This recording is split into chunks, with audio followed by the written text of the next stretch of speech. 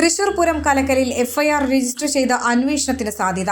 സർക്കാർ അഡ്വക്കേറ്റ് ജനറലിന്റെ നിയമോപദേശം തേടി. വിഷയം ഇന്ന് മന്ത്രിസഭ ചർച്ച ചെയ്തേക്കും.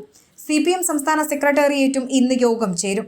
പൂരം കലക്കിയതിൽ തിരുവമ്പാടി ദേവസ്വത്തെ പ്രതിസ്ഥാനത്ത് നിർത്തുന്ന ADGPയുടെ അന്വേഷണ റിപ്പോർട്ട് DGP ഇന്നലെ മുഖ്യമന്ത്രിക്ക് കൈമാറിയിരുന്നു.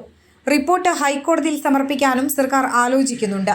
ഹൈക്കോടതി ഡിവിഷൻ ബെഞ്ചിലാകും പൂരം റിപ്പോർട്ട് സമർപ്പിക്കുക. പൂരം അട്ടിമറിക്കാൻ ഗൂഢാലോചന നടന്നെന്നും അതിൽ തുടരന്വേഷണം വേണമെന്നുമാണ് ADGPയുടെ റിപ്പോർട്ട്. AGയുടെ പരിശോധനയ്ക്ക് ശേഷം തീരുമാനം സർക്കാരിനെ അറിയിക്കും. വനം വകുപ്പിനെതിരെയും തിരുവമ്പാടി ദേവസ്വത്തിനെതിരെയും ഗുരുതര പരാമർശമാണ് റിപ്പോർട്ടിലുള്ളത്. പൂരം പൂർത്തീകരിക്കാൻ ജില്ലാ ഭരണകൂടത്തിന്റെയും പാറമേക്കാവ് ദേവസ്വത്തിന്റെയും ശ്രമങ്ങൾ തിരുവമ്പാടിയിലെ ചിലർ അട്ടിമറിച്ചു. പാറമേക്കാവ് ദേവസ്വം പൂരം നടത്തണം എന്ന നിലപാടെടുത്തു. എന്നാൽ തിരുവമ്പാടി സെക്രട്ടറി ഗിരീഷ് കുമാർ പൂരം നിർത്തിവെച്ച തടസ്സമുണ്ടാക്കിയെന്ന റിപ്പോർട്ടിൽ പറയുന്നു. തിരുവമ്പാടി ദേവസ്വം സെക്രട്ടറി ബോധപൂർവം പ്രശ്നങ്ങൾ ഉണ്ടാക്കിയെന്നാണ് റിപ്പോർട്ടിൽ പറയുന്നത്. ആന വിഷയത്തിൽ പാറമേക്കാവ് ദേവസ്വത്തിന്റെ പരാതികളിൽ കഴമ്പുണ്ടെന്നും ADGPയുടെ റിപ്പോർട്ടിൽ പരാമർശം.